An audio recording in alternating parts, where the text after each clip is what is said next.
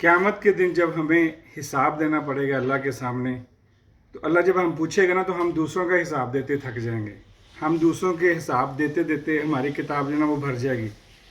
اور جب ہمارا وقت آئے گا کہ اللہ پوچھے گا آپ بتا بھائی، تو پھر ہم کہیں گے کہ یا اللہ مجھے تو وقت ہی نہیں ملا. تو اس لیے خود کے لیے بھی وقت نکالیں. اللہ نے ایک کائنات آپ کے اندر رکھی ہے، ایک پوری دنیا آپ کے اندر رکھی ہے.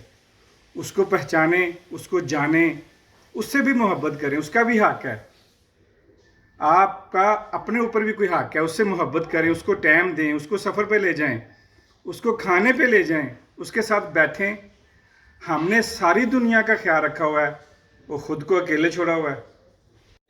ہم اگر کبھی بیچ پہ بھی نکلے ہیں نا اپنے رشتہ داروں کے ساتھ، تو ہم اتنے رشتہ دار ساتھ لے جاتے ہیں، اور میرے علاوہ ہم خود کے علاوہ سارے اس بیچ پہ گئے ہوتے ہیں.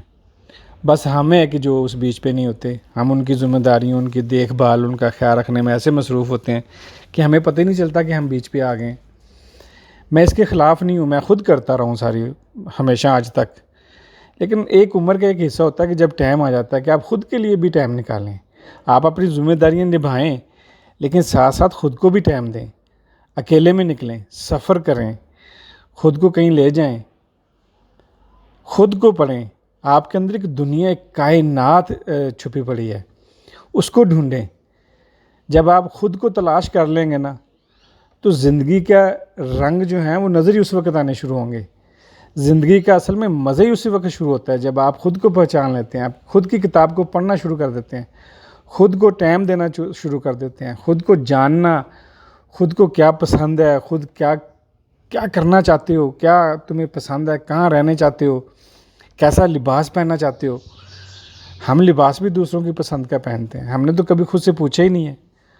ہو سکتا ہے مجھے سرخ رنگ کا لال رنگ پسند ہو، لیکن میں اس لیے نہ پہنتا ہوں کہ لوگ کیا کہیں گے. دوسروں کو پسند نہیں ہے. یہ اپنی پسند کو ہم نے کہیں بہت پیچھے چھوڑ دیا ہے، اسی لیے تو ہم جی نہیں پا رہے.